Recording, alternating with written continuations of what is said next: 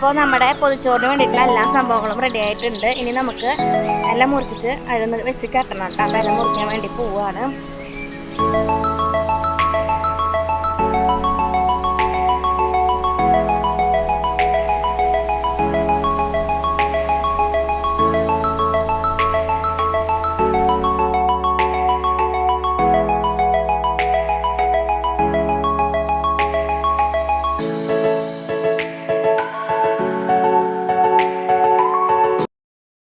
Hi dears, എല്ലാവർക്കും നമ്മളുടെ പുതിയൊരു വീഡിയോയിലേക്ക് സ്വാഗതം.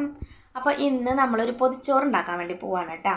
അപ്പോൾ ഇങ്ങനെ ഇരുന്നപ്പോൾ കുറച്ച് നാളായി ഒരു പൊതിച്ചോറ് കഴിക്കണം എന്നുള്ളൊരാഗ്രഹം വന്നിട്ട്, അപ്പോൾ അത് നമ്മൾ ഇന്ന് ഉണ്ടാക്കാൻ വേണ്ടി പോവാണ്. അപ്പോൾ അതിനുള്ള കുറച്ച് ഐറ്റംസൊക്കെ ഉണ്ടാവില്ലേ, നമ്മളുടെ ഒരു പൊതിച്ചോറിലേക്ക് എന്തൊക്കെ വേണ്ടത് എന്നുള്ള ഒരു കുഞ്ഞു ഐറ്റംസ് ഉണ്ടാവില്ല. സാധാ പൊതിച്ചോറാണ് കേട്ടോ നമ്മളുടെ ഉള്ളത്. നമ്മൾ ഒരു ഉപ്പേരി, ഒരു മീൻ പൊരിച്ചത്, ഒരു മുട്ട, ചമ്മന്തി, ഇത്രയും ഐറ്റംസ് വെച്ചിട്ടുള്ള ഒരു കുഞ്ഞൊരു പൊതിച്ചോറാണ് നമ്മൾ ഉണ്ടാക്കാൻ പോണത്.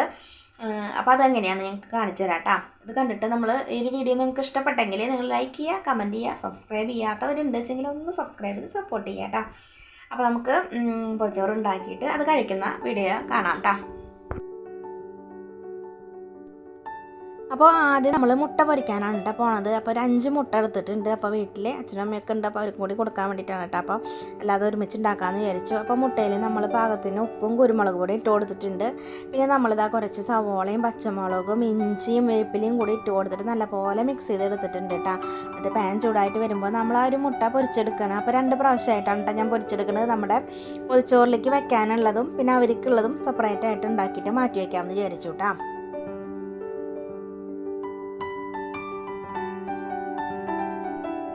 മുട്ട പൊരിച്ച് കഴിഞ്ഞിട്ട് നമ്മൾ അതേ പാനിൽ തന്നെ മീനൊന്ന് പൊരിച്ചെടുക്കാൻ വേണ്ടി പോവാണ് കേട്ടോ. അപ്പോൾ തലേ ദിവസം തന്നെ കായം പരട്ടി വെച്ചിട്ടുണ്ടായിരുന്നു.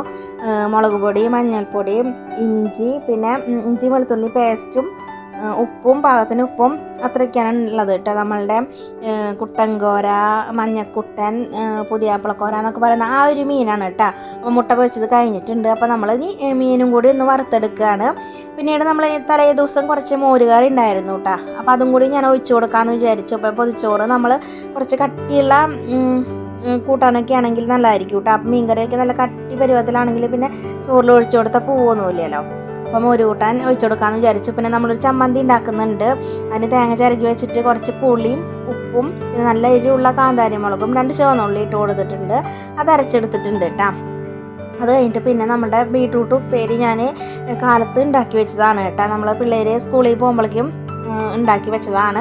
അത് നമ്മൾ സാധാരണ ഉപ്പേരി ഉണ്ടാക്കുന്ന പോലെ തന്നെയാണ് കേട്ടോ. നമ്മൾ കടുക് പൊട്ടിച്ചതിന് ശേഷം ഇഞ്ചിയും വെളുത്തുള്ളിയും ഒന്ന് ചതച്ചിട്ട് കൊടുത്തു. പിന്നെ അതിലേക്ക് കുറച്ച് മുളക് പൊടി ഇട്ട് കൊടുത്തു. പിന്നെ തേങ്ങ ഇട്ട് കൊടുത്ത് ഒന്ന് വാട്ടിയതിന് ശേഷം നമ്മൾ ബീട്രൂട്ട് ഇട്ട് വേവിച്ചെടുക്കാനുണ്ട്. പാകത്തിന് ഉപ്പിട്ടിട്ട്.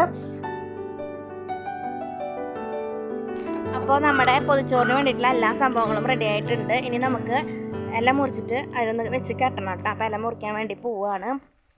അപ്പോൾ അവിടെ ഉണ്ട് വാഴൻ്റെ ഉള്ളത്.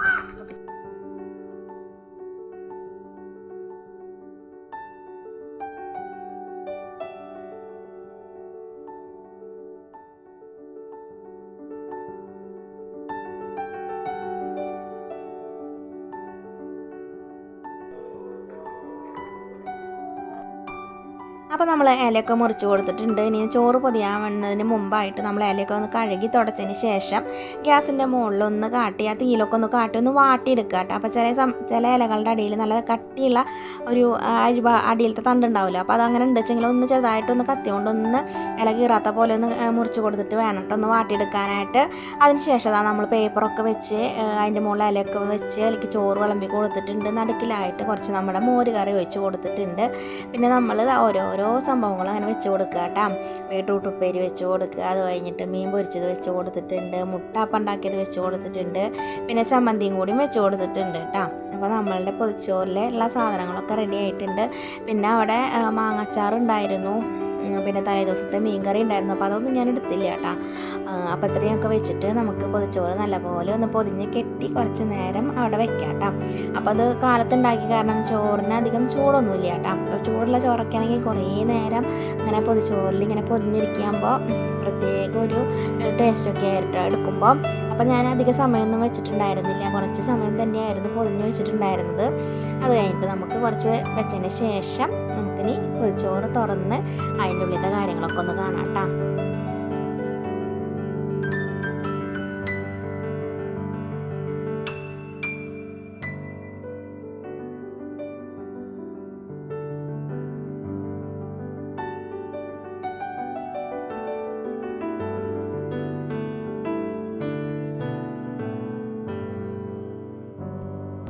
അപ്പോൾ ഒരു 1.5 മണിക്കൂർ മാത്രമാണ് കേട്ടോ ഞാനതിങ്ങനെ പൊതിഞ്ഞ് വെച്ചിട്ടുണ്ടായിരുന്നുള്ളൂ. അപ്പോഴേക്കും നമുക്ക് ഉച്ചയ്ക്ക് ഭക്ഷണം കഴിക്കാനുള്ള നേരമായിട്ടുണ്ട്.